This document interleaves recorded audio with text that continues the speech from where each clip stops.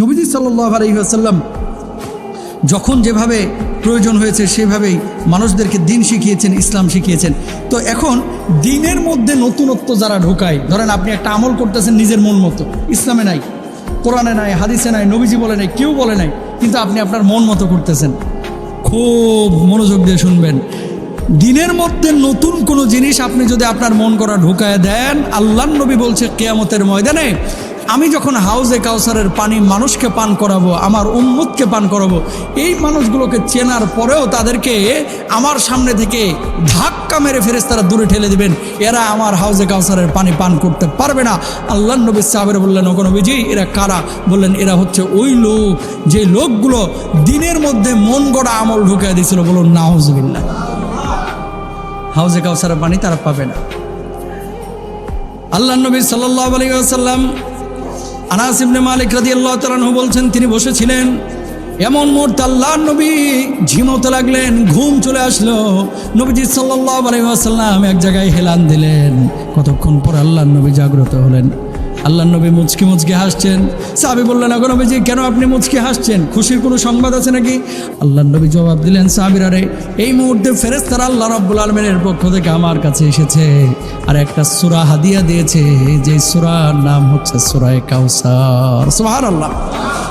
ইন্না আ'তাইনাকাল কাউসার ফাসাল্লি লিরাব্বিকা ওয়ানহার ইন্না শানিআকা হুয়াল আবতার। বলুন আল্লাহু আকবার। নবীজি সাল্লাল্লাহু আলাইহি ওয়াসাল্লাম বললেন, যখন আমি মেরাজে গেলাম, মেরাজে যাওয়ার পরে দেখতে পেলাম একটা ঝর্ণা, যেই ঝর্ণার পানি দিয়ে মেশকের মতো গন্ধ বেরাচ্ছে।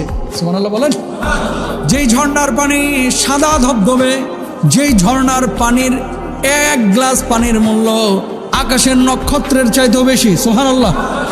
আল্লাহর নবী বললেন, এই ঝর্ণার পাশে দুইটা ফাঁকা গম্বুজ রাখা আছে, যেই গম্বুজগুলোকে আল্লাহ রাব্বুল আলামিন মনে মুক্তা দিয়ে বানাইছেন।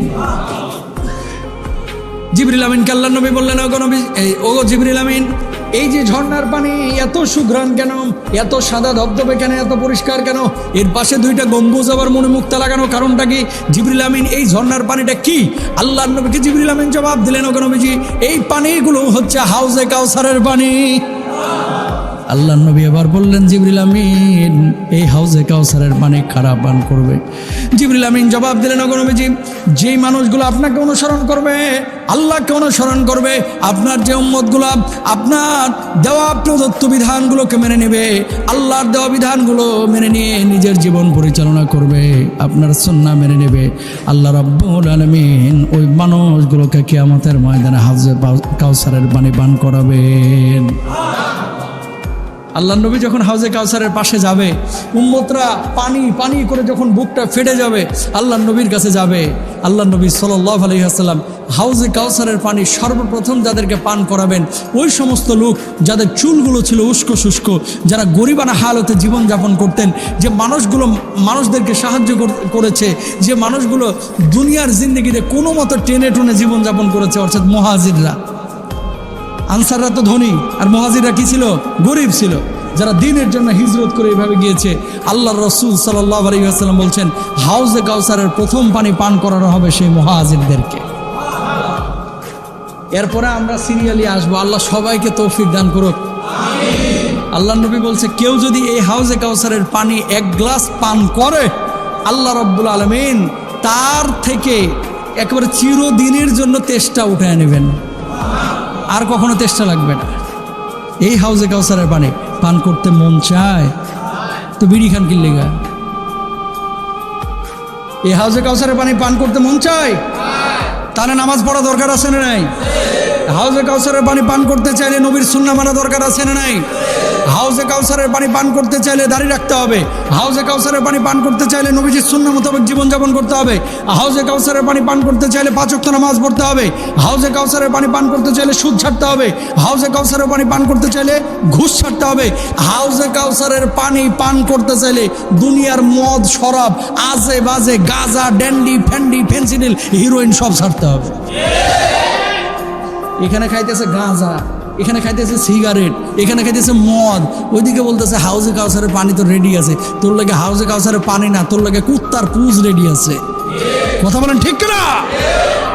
খাইবে আজেবাজে সব জিনিস, আর ওদিকে ফরফরে গেলাস নিয়ে রেডি আছে ফ্রিজের হাউজে কাউসারের পানি। হ্যাঁ, এত সোজা না কিন্তু। আল্লাহ তাআলা বুঝার তৌফিক দান করুক।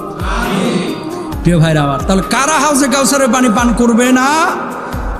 নবীজিকে চিনবে। খেয়াল করেন, এই মুসলমানরা যারা নবীজিকে চিনবে যে ইনি নবী, হাউজে কাউসারের পানি পান করাচ্ছে, ওখানে তো মানুষ মনে হয় 350-400 থাকবে। কয় হাজার কোটি আর কোনো হিসাব আছে? সমস্ত নবীকে কিন্তু আল্লাহ তাআলা হাউজে কাউসার দিবেন, মানে নিজ নিজ উম্মতকে তারা পানি পান করাবে। আমার নবী বলতেছে যেহেতু আমার উম্মত হবে সবচাইতে বেশি, আল্লাহ তাআলা আমার হাউজটা দিবে সবচাইতে বড়। তো অন্য অন্য নবীর জায়গায় ওই হাউজের আশপাশে, ওখানে তো আর আমরা গেলে দিবে না। কেবে তুই কি আমার উম্মত নি? হ্যাঁ, ওনার উম্মত, ওনার কাছে যা। কথা বুঝতে পারছেন নি? ওনার উম্মত ওনার কাছে যা। তো নবীজির কাছে যাবো, যা দেখবো যে 10,000 কোটি মানুষ দাঁড়ায় রয়েছে। এখন আপনি ধাক্কা ধুক্কা কেমনে ঢুকবেন? আল্লাহ নবীর ফেরেশতারা, আল্লাহ রাব্বুল আলামিনের ফেরেশতারা আপনার হাতটা ধরে সম্মানের সাথে নবীজির কাছে নিয়ে যাবে, বলবো নবীজি আপনার সুন্নাহ মানছে, আল্লাহকে মানছে, তাড়াতাড়ি পানিটা দেন। নবীজি গ্লাসটা ঢালবে, আপনি ঢক ঢক করে মারিয়ে দিবেন, তারপরে বলবেন যে কলিজা শীতল, মাশাআল্লাহ, আর কোনোদিন তেষ্টা লাগবে না। বলুন সুবহানাল্লাহ। আর কিছু মানুষ আছে যারা মুসলমান, নবীকে চিনবে, নবীও তাদেরকে চিনবে, বলবে আল্লাহ নবী, আল্লাহ নবী, আমরাও কিন্তু আপনার দলের, পেছন থেকে বলবে, মানে ভিড় ঠেলে ঠুলে সামনে যাইতে চাইবে, আবার পেছনে চলে যাবে, ফেরেশতার ধাক্কা পেছনে ফেলাই দেবে, খাইতে পারবে না। জিবরিল আমিন বলবে যে কিরে কেমন লাগতেছে? কামগো পানি দেও না কে? কয় বদমাইশ, নামাজ ফরজ নাই, বদমাইশ, দিনের মধ্যে নিজের মতো করে আমল ঢুকাই দিছো।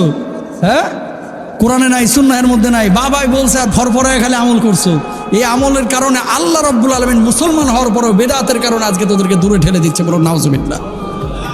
সুতরাং বি কেয়ারফুল।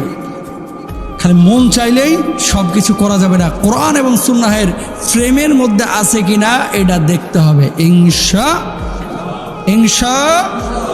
আল্লাহ তাআলা তৌফিক দান করুন। আসসালামু আলাইকুম।